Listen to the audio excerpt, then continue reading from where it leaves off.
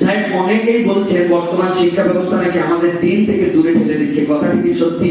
প্রিয় ভাইয়েরা, শিক্ষা ব্যবস্থা আমাদের জন্য দিন থেকে দূরে ঠেলছে কি না ঠেলছে, এটার থেকে বড় বিষয় বাংলাদেশে অনেক ক্ষেত্রে আমাদের দেখতে পাচ্ছি প্রজেক্ট নেওয়া হয়েছে যে ইসলাম থেকে যদি সরাই দেওয়া যায় তাহলে শিক্ষা প্রতিষ্ঠান এইগুলা মনে হয় বেশি আধুনিক হয়, কিন্তু পুরা দুনিয়া তার উল্টাটা দেখায়। আমেরিকা পর্যন্ত তাদের ডলার থেকে করে সবকিছুতে লেখা থাকে যে তারা এক ঈশ্বরে বিশ্বাসী, এক আল্লাহ বিশ্বাসী, মানে ধর্ম তাদের মূল ভিত্তি। পুরা পৃথিবী তারা আগাইছে, তারা ধর্মকে ওতপ্রোতভাবে ধারণ করে নিয়ে আগাচ্ছে।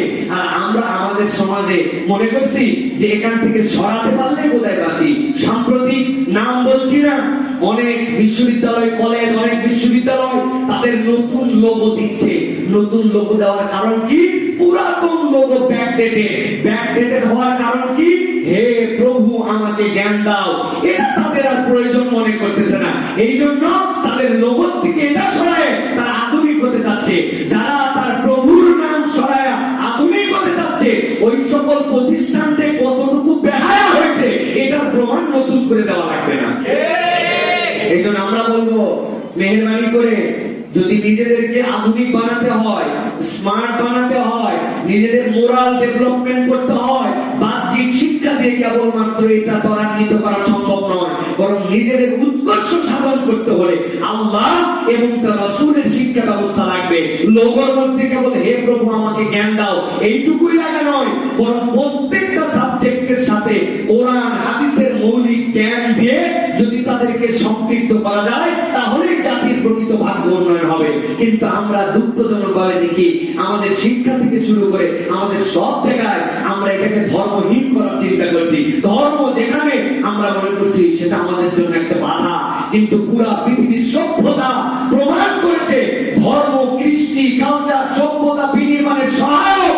আপনি যদি ধর্মকে অস্বীকার করেন তাহলে আপনি একটা অসভ্য মানুষ, আর ধর্মকে স্বীকার করলে আপনি একটা সভ্য মানুষ। এটাই পৃথিবীতে প্রমাণিত সত্য, ঠিক না? বাংলাদেশ অতি স্মার্ট হয়ে যাচ্ছে, আমাদের অতি আধুনিক হয়ে যাচ্ছে আমাদের। এই জন্য আগেকার মানুষের মধ্যে যে মোরালিটি ছিল, শিক্ষা অত প্রাতিষ্ঠানিক ছিল না, কিন্তু মানুষগুলা ছিল নৈতিকতা সম্পন্ন, মানুষগুলা ছিল বিরাট পর্যায়ের ভালো মানুষ। কিন্তু এখন শিক্ষা দীক্ষায় সার্টিফিকেট অনেক, কিন্তু মানুষগুলা চোর, ডাকাত আর বদমাইশ। রাস্তার পাথর খায় কে? ফকির। সবচেয়ে বড় শিক্ষিত যেটা খায়। রাস্তার যে খোয়া বালু খায় এটা কারা খায়? ব্রিজ খায় কে? কালভার্ট খায় কে?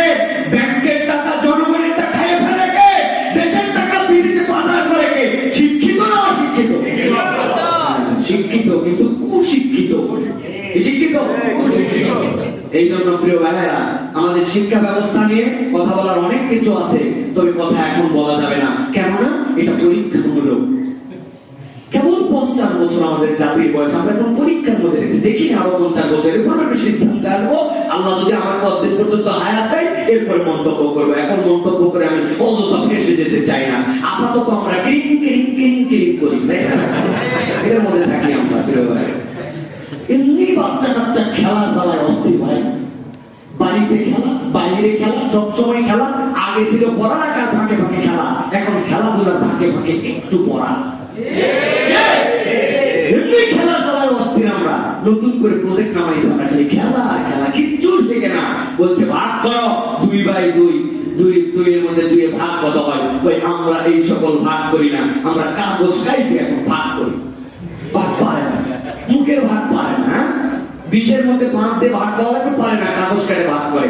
আল্লাহ জানে এই শিক্ষা ব্যবস্থা কোথায় যাচ্ছে, কি হচ্ছে, আমাদের জানা নাই। আল্লাহ আমাদের আকল উদ্ধার করুক এবং আল্লাহ বুঝার তৌফিক দান করুক। আর যারা তাদের শিক্ষা প্রতিষ্ঠানের লোগো থেকে এইগুলা সরাতে চাচ্ছেন, মনে করছেন ছোট্ট ইস্যু, কিন্তু তাদের ধান্দাটা অনেক দূর। এমন একদিন আসবে যেই সময় এই মানুষগুলা ইসলাম ফলো করে নিজেরা